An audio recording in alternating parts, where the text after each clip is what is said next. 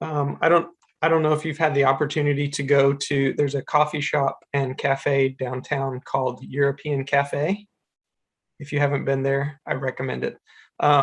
We went downtown the other night and we took Nathan there. He'd never been there, and it's definitely the fanciest coffee shop that I personally have ever been to. And we got him a slice of this cake here on the left, the one with all the layers. It's called a mocha opera cake. It's a little slice of heaven on earth. And he enjoyed this. And after that, we were driving home and talking, and it seemed like a weird way to end the evening, but we were talking about how, kind of like Cheryl was saying, we live in troubled times, and all of us are searching for ways to find and to live out peace. And Nathan said something that stuck with me. It's something I also want to live up to. He said, I don't know if I'll be able to change the world in big ways, like change the way that society treats people or anything like that. But I've decided that for me, I can be kind to the people around me, and that will give me a good life too, even if I can't change the world. And so I guess I'm done parenting. I can send him off into the world.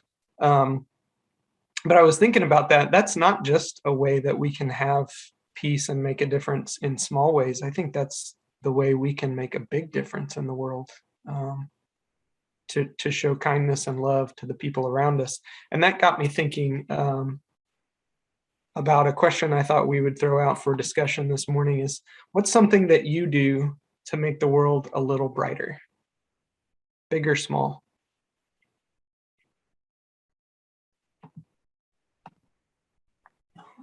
Well, thank you all for sharing your lights with us. Those are inspirational. I like them.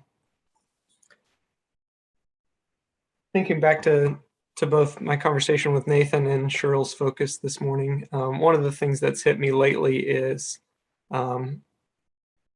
we've spent a really long time, more than a year and a half now, living in basically a different world where people tend to be more isolated. And even if you are not a fan of masking or social distancing or vaccination, the world is different than it was 2 years ago. We are more isolated than we were. And I've become convicted that the way I want to make the world a little bit brighter is to combat that loneliness, that isolation. I don't want anyone to be lonely. Not to say they can't be alone, because sometimes that's heavenly. But people shouldn't be lonely and isolated. And so the way lately that I have attempted to live out love every day is through community, which you are the people with whom I practice this spiritual discipline of community. But it extends far beyond that. And surprisingly, I haven't talked about this as a way to live out love every day. I went back and looked, and this whole year I've been talking about living out love every day, but I haven't talked about community. So it's well past time to rectify that with Christian community. So that's what we're going to do today. I looked at some Bible verses that might show us some ways that we can, in little ways, live out love by living out community. The first thing that popped into my heart and mind was that following God leads to community. I've talked with some of you about my personal struggle with religion and how I've left paid ministry now 2 times, and how it's pretty easy to see the difficulties with toxic forms of religion and trying to separate out what it means to be a follower of Jesus or a spiritual person, and show how that's not always the same as our religious practices. And for me, and for a lot of people who have been on a similar journey, that often means leaving organized religion, at least for a time. And subsequently, that often means leaving community. And that's the part that has been most difficult for me to grapple with, is how to follow Jesus, the person I want to follow, and not be in community. It's like, I think it's impossible. In Acts chapter 2, verses 44 to 47, and chopping out a few pieces just for space on the slide. It says, "And all who believed were together, selling their possessions and belongings and distributing the proceeds to all. Attending the temple together and breaking bread in their homes, they received their food with glad and generous hearts, praising God and having favor of all the people." And reading this verse and many others in the book of Acts, this is an account of how the first followers of Jesus followed Jesus. And ultimately, what it led them to was community. It wasn't always formal religion, like attending the temple, but sometimes it was. Often it was sharing food together in homes and taking care of each other's needs by selling their possessions and making sure everyone was taken care of. And what jumps out to me as I look at people who just did this one thing, they were attempting to follow Jesus. They were convinced of who he was and they wanted to follow his way.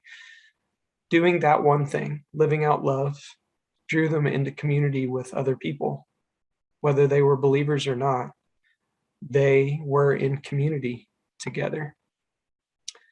And what that led to, it reminded me of that verse, as iron sharpens iron, so one person sharpens another. All through the book of Acts, it's filled with how these first believers were grappling with community life together. And for me personally, I can't follow Jesus and not be in community with other people. And that means I can't follow Jesus and not be in some ways forced to grow, to be shaped and molded like iron sharpening iron. It sounds weird to say that when you follow Jesus, you're going to grow, but I didn't think it was going to happen through community. I thought it would just be through flashes of spiritual insight or whatever. But I think for me, most often that happens in community with other people, through the change and growth that happens when iron sharpens iron, because following God leads to community and to growth. Also, in looking at this in the Bible, I recognize that community is holy. Some of you know that, ironically enough, I was a youth minister for most of my ministry life before Christian Community. I worked with teenagers. It sounds terrifying, and for them, probably it was. But oftentimes, teenagers would come up to me after youth group or Sunday school or whatever, and they would very earnestly ask me, "What does God want for my life? I want to do what God wants me to do. Help me figure this out." They were never happy with my answer, which was to follow God in the way of love, wherever that takes. It might not look. They wanted to know, like, what vocation should I pursue? Should I go to Bible college? Who should I marry? All that kind of stuff. And really, the answer that I gave them always comes down to love, which was, it's not a clear enough answer, I think, for many of us. We want to know specifically how to do that. And so they continued to wrestle, and I continue to encourage that wrestling because I don't think it's necessarily a bad thing. And I came upon this verse this week from Matthew chapter 18, verse 20. It's Jesus speaking, and he says, "Where 2 or 3 are gathered in my name, there I am among them." And I think maybe for those teenagers that were looking for more answers, more concrete answers, I think I could have told them, be in community with each other, to be with and around people and give your life in service through love to other people. Maybe that would have been more of an answer that they were looking for, because I think when we live out love and community with other people, that ultimately draws us closer to God, which is what those teenagers were asking. How can I be close to God? How can I be in his way? How can I align my heart and mind with his heart and mind? And it's in living in community, even if it's just 2 or 3 total people together. If we do that intentionally in the name of Jesus, in the name of following the way of love, God is there. And we draw closer to God by being closer to other people. And so, as I mentioned earlier, one of the ways that I try to live this out is to combat loneliness relentlessly. Like many of you were saying, just saying hi to strangers in the store, who will often talk to you at great length if you just smile at them and act the tiniest bit interested. to hold doors open for strangers. Several of you mentioned that. These little ways that we show other people that they're not alone make a difference in people's lives. I know Josie has talked about that for her. The tiny ways that people show love can make a person's entire day, can make their week, can change their life. Like Nathan was saying, it seems so tiny and insignificant to us, but it is the way that we can make a lasting difference for other people. Community is holy and connects us not only to other people, but also to God. And finally, we are made for community.